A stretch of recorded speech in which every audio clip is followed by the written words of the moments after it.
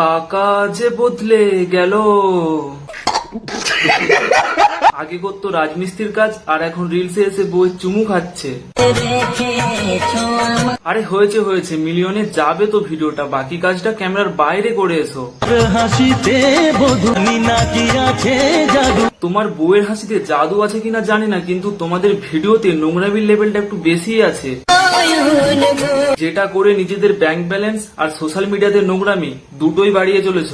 ঠিক বলেছো। যার কাজ সকালবেলা বাসি মুখ ধুয়ে রাজমিস্ত্রির কাজে যাওয়ার, সে বাসি মুখ না ধুয়ে বইয়ের চুমু খেয়ে ভিডিও বানাচ্ছে। যুগগত আপডেট না। আর তোমাদের এই কাণ্ড কারখানাগুলো দেখার পর তোমাদের রোস্ট না করে আমিও থাকতে পারি না। আসো খেলবো।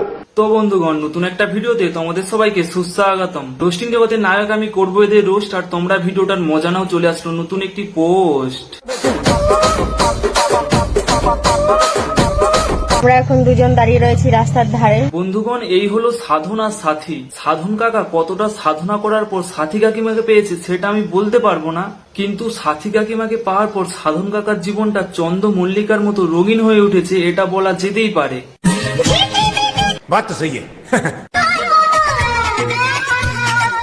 না, এইখানটায় আমার একটাই প্রশ্ন, বিয়ের পর তো এত বছর হয়ে গেল, তাহলে কি বর শুরু থেকেই নাইট ডিউটিতে কর্মরত? এইটা কেমন কথা? না মানে এদের রিলসের লাইনগুলো আমি সত্যিই বুঝি না। আর কত রাত একা থাকবো?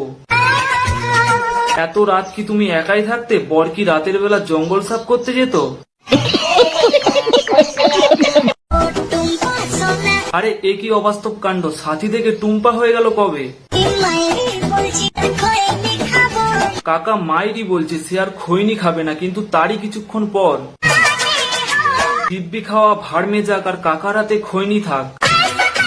আর কাকাই আর কি করবে, কাকাও তো পরিস্থিতির শিকার। যেমন ভাবে নাচানো হচ্ছে আর সেইভাবেই নাচছে। না, আমি বলতে চাইছি এই ভালোবাসাটা ফোনের স্ক্রিন পর্যন্তই সীমাবদ্ধ, নাকি বাস্তব জীবনেও প্রযোজ্য রয়েছে?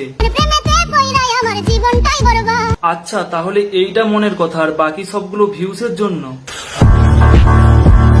শীতকালে হাওয়া খাচ্ছি। শীতকালে হাওয়া খাচ্ছে, আর খাওয়ারই কথা, পাশে যে হট বই দাঁড়িয়ে রয়েছে। বলেন কি? বিয়ের এত বছর পরে সে কাকা এখন রেজিস্ট্রি ম্যারেজ করছে। না না, হাসির কিছু নেই, সেফটি ফার্স্ট। কারণ বলার নেই পাখি কখন অন্য খাঁচায় চলে যাবে। কি বলছিস তুই? তোমরা এদের প্রত্যেকটা রিলস একটু মনোযোগ সহকারে দেখলেই বুঝতে পারবে, প্রত্যেকটা রিলসে কাকার একটাই উদ্দেশ্য থাকে, কাকিমাকে চুমু খাওয়া। না, বলছিলাম স্ক্রিপ্টটা কি একটু চেঞ্জ করলে হয় না? ঘুরে ফিরে একই জিনিস করার কি কোনো মানে হয়? মানে এদের রিলসে গানটাই শুধুমাত্র চেঞ্জ হয়, এদের রিয়েকশনের কোনো পরিবর্তন নেই। একইভাবে প্রতিটা রিলসে কাকার ঠোঁটটা বাড়িয়ে নিয়ে যায় কাকিমার দিকে, আর কাকিমা বলে না না এখন না, ক্যামেরা বন্ধ হওয়ার পর। কথা কি ক্লিয়ার না ভেজাল আছে? এদের এই কেমিস্ট্রি গুলো দেখার পর মাঝে মধ্যে নিজেকে বড্ড অসহায় মনে হয়, এর থেকে আর বেশি কিছুই না।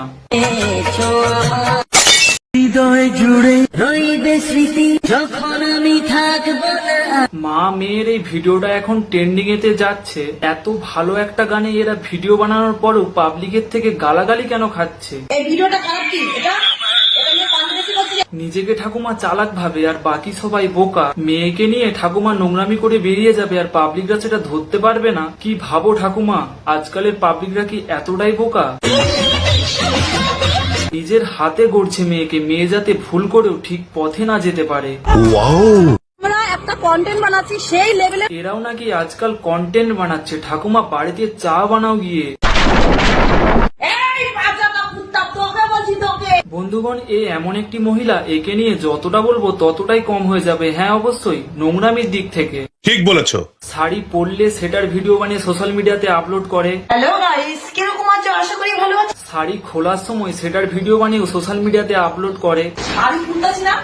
এমনকি হাগু করতে গেলেও সেটার ভিডিও বানিয়ে সোশ্যাল মিডিয়াতে আপলোড করে।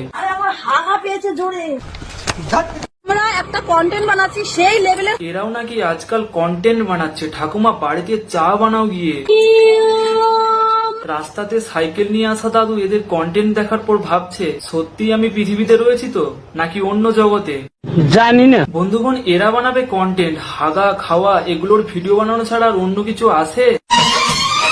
হ্যাঁ, এটাতে তুমি খুব পারদর্শী, এটা স্বীকার করতেই হবে।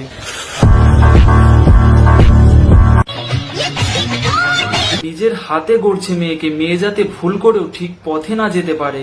এইটা কেমন কথা? মেয়েকে আর যেই পথে নিয়ে যাও তোমার ওই নিজের পথটাতে নিয়ে এসো না, কারণ আমরা একটা সবুজ সাথীকে নিয়েই পাচ্ছি না, তার সাথে যদি আবার একটা লাল সাথীর আবির্ভাব হয় তাহলে তো সোশ্যাল মিডিয়াতে আসাটাই বন্ধ করে দিতে হবে। কি প্রবলেম? বাড়িতে পরার মতো জামা কাপড় নেই কিন্তু সোশ্যাল মিডিয়াতে ভিডিও আপলোড দিতেই হবে, তাই মেয়ের জামা প্যান্ট পরে রিলস বানাচ্ছে, এটাই তো আসল স্ট্রাগেল।